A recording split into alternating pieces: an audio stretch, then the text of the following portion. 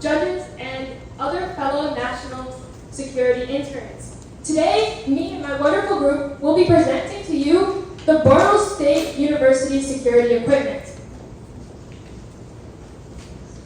I'm Alexandra Oper. I'm Megan Buckles. I'm Daniel Ocasio. I'm Caitlin Wagner. I'm Carson Cornwell. Our agenda for this presentation will be a little bit of some overview about Borno State University and also the threats that Boko Haram face that threatens to our university. We will also be discussing the problem, and we will be implementing our solution, as well as with our pros and cons of our solution. We will also be using budgeting and funds. So our introduction to Borno State University is that it is located in Nigeria. It's a large population with about 2,500 students and 132 staff, which is a roughly 19-to-1 ratio. The student areas are a 15 to 20 minute walk from security areas. Boko Haram was the most deadly group in 2010, and it has killed more than 300,000 children. But our university, Borno State, is very worried about this, especially since recently it has invaded an all-girls school right next to Borno State. So the main problem we are facing is that Borno State is vulnerable against Boko Haram. And we organized information here into a SWOT analysis chart, given the strengths, weaknesses, opportunities, and threats of this situation.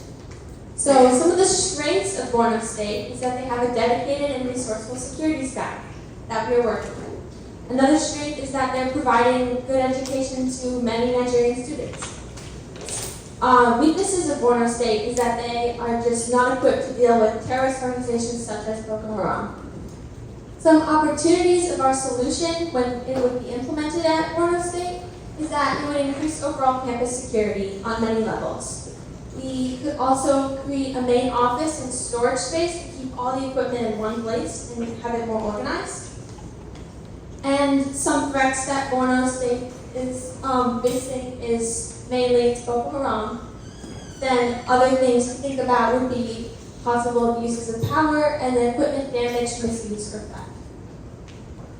Our solution to this problem consists of 4 main items that we would get in different quantities based on how they would be implemented.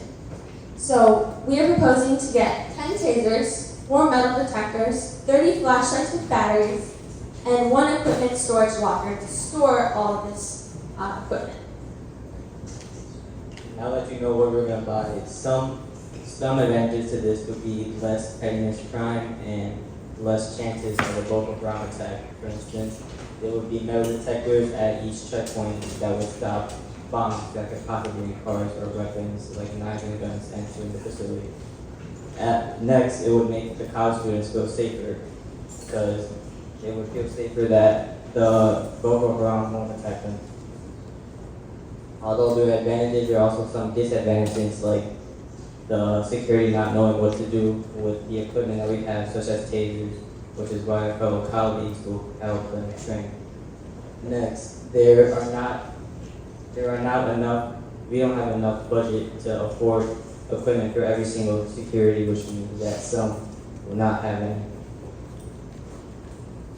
So our plan is to first get our solution approved so that we can implement it at the university. Once we've gotten it approved, we will use the funds we hope to get to buy locally sourced materials to send to the university. After that, we would use the protocol implemented by the previous group to train them with the equipment. And finally, in a couple months, the Leadership Initiative staff will check in with them and see how the plan is going. So funding. So our request for funding is 449,680 Nigerian naira, which is roughly equivalent to $977 US. So what does this cover? This covers, as Megan mentioned, equipment storage, flashlights, tasers, and metal detectors. So it covers all of that equipment to replace the existing equipment, which they severely lack, as you can see. They have 3 functional flashlights and handcuffs. So under our budget, this will cover all of the new equipment. So here's an itemized list of the budget right here. So justification, all of the items that we found are locally sourced. They're all domestic. This allows for effective problem-solving solutions to the problems that Jay mentioned. So petty theft, assault, and as deterrence to Boko Haram attacks in the future. Now that security is properly staffed, maintained, and has the equipment to do so. And it fits within the budget. This is a very cost-effective solution. So thank you guys. Our contact information is up here, and we're ready for any questions. Great idea. So Alexandra, you started out. So much enthusiasm. From you especially, but from everybody. I feel like it was a pep rally first. So now I'm enthusiastic about this, and I want to see these flashlights and metal detectors and stuff. So in the beginning, I kind of missed the intent of the presentation beyond the enthusiasm. I wasn't really sure what we were trying to do. It wasn't as clear to me. So I think a little more emphasis on what exactly is the problem and what the solution is. And in general, you see this a lot in even professional presentations. People tend to do what I call hide the cheese, right? So it's like a maze that you got to work through with them until you find out what the heck they're talking about. You get to do that here in this case. It's like it took a couple slides for me to really. Oh, okay, I understand. So it's fine. Also, I loved your plans. Slide again, just like the last team. This one, it was clear and succinct. You have 1 line per bullet. You have 5 bullets, and it's crisp and clean. You guys did a great job there. All right, guys, this is really amazing, and I like how you really dig deep to find out the ratio between the students and the security guards, which is really, really important. And this shows how vulnerable the students could be because they don't have like enough security personnel to protect the university. So, and considering your budget is not really enough, I really like that because you just have to understand that what you have, you're just setting an example to the university because this is an institution that is being run by government, you know. So you guys are actually waking them up, showing them that this is the way to do it. So use the minimum resources you have to actually give them what you can afford. But that's going to be, just like I said, an example for them to pick up from there. Does that make sense? So you guys have really done a great job, and I really appreciate how you provide all this equipment because these are really, really things to be considered since they are not going to use guns and something like that. But sometimes they will have confrontations, you know, from criminals. So what would they do? So you provide them with tasers. I think it's really going to help a lot. So this is really a nice job. And again, you guys make your budget so clear. I really love it. So you make it very clear and precise, and exactly we know where every single penny is going. So guys, you did really an amazing job. I'm really proud of it. Yeah.